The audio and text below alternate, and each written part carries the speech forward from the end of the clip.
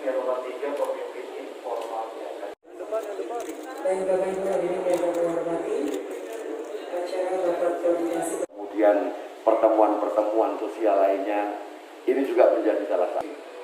Tapi yang terpenting adalah untuk pelaksanaan program pemeriksaan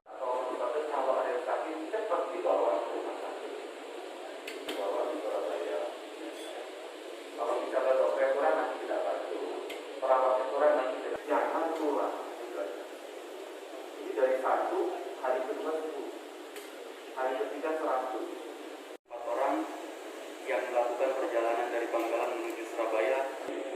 Dapat kami sampaikan hasil analisa penyebab lonjakan kasus COVID-19 di Kabupaten protokol kesehatan. Lalu penolakan dilakukan tracing sehingga tidak bisa dilakukan. Selanjutnya marilah kita simak bersama pengarahan oleh Kepala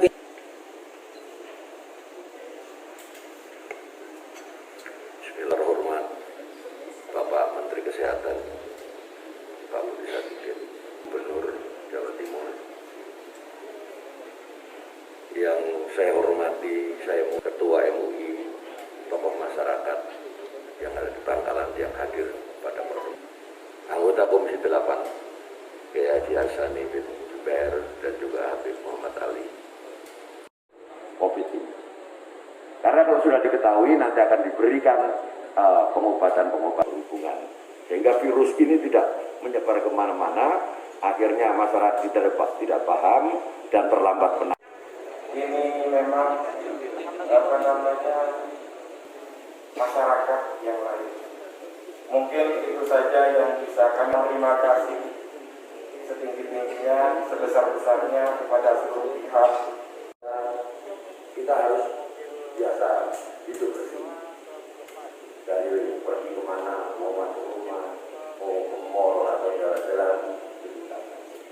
Alhamdulillah persentase untuk tempat tidur COVID maupun ICU-nya, sehingga nanti bisa kita lakukan strategi atau upaya aktifkan posko itu, ya, karena posko memiliki dukungan.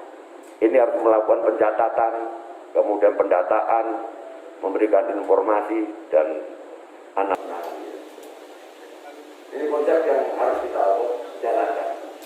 Kerjasama antara pemerintah, baik pemerintah lingkungan, ahli, akademisi, kemudian juga dengan pelaku usaha.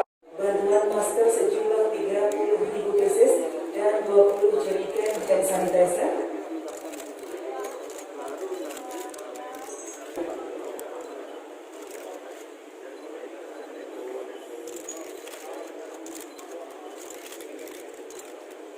Dan 10 jerigen hand sanitizer.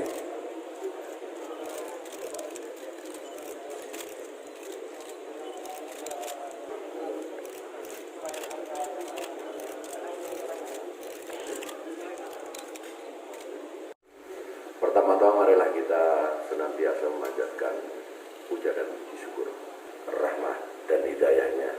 Kita semua masih diberikan kesehatan di tengah pandemi COVID meningkat di Kabupaten Bangkalan.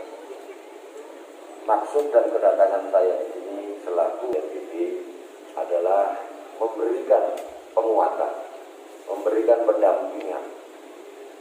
Karena virus COVID ini vektornya, pembawanya adalah manusia. Maka yang utama dan paling pertama, kalau ada yang sakit cepat dibawa ke rumah sakit, dibawa di Surabaya. Kalau misalnya dokter kurang nanti tidak bantu, perawatnya kurang nanti tidak. Jangan kurang. Ini dari 1, hari kedua 10, hari ketiga 100. kemudian pertemuan-pertemuan sosial lainnya ini juga menjadi salah satu. Tapi yang terpenting adalah untuk pelaksanaan program pemeriksaan. Karena memang rumah sakitnya sudah penuh adalah mengurai ya, tekanan di rumah sakit. Terima kasih nih ke Gubernur yang baik hati.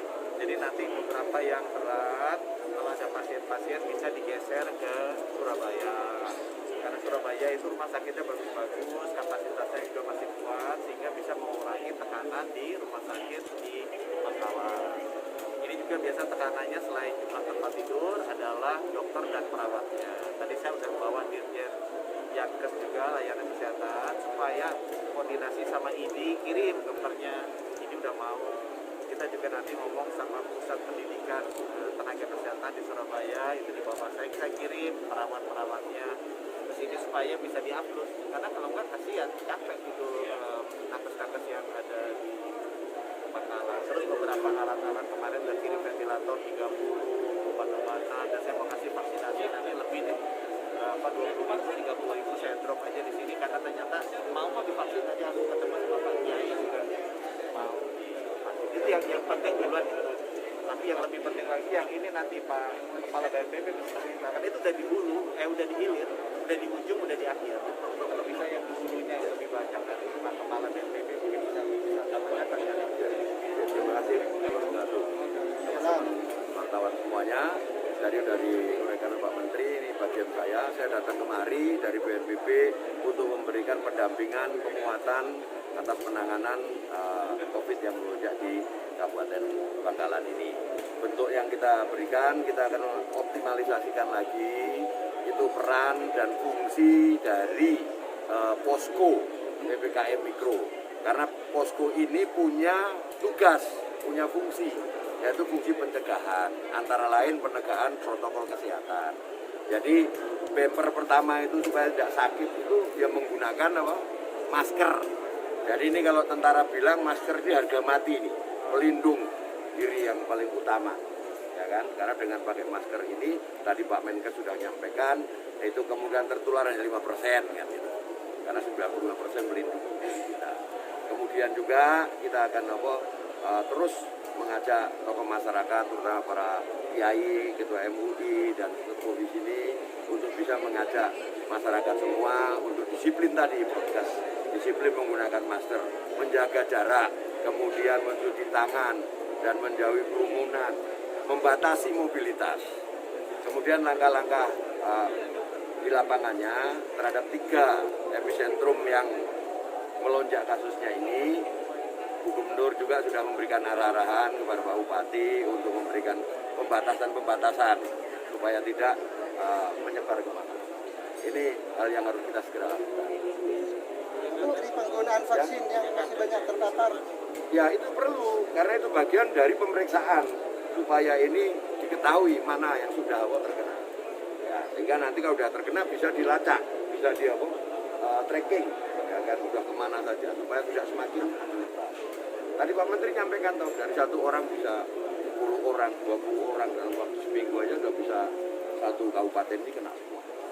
Kira-kira berapa nakes yang akan dikirim ke sini? Ya? Kira-kira berapa nakes yang akan Pak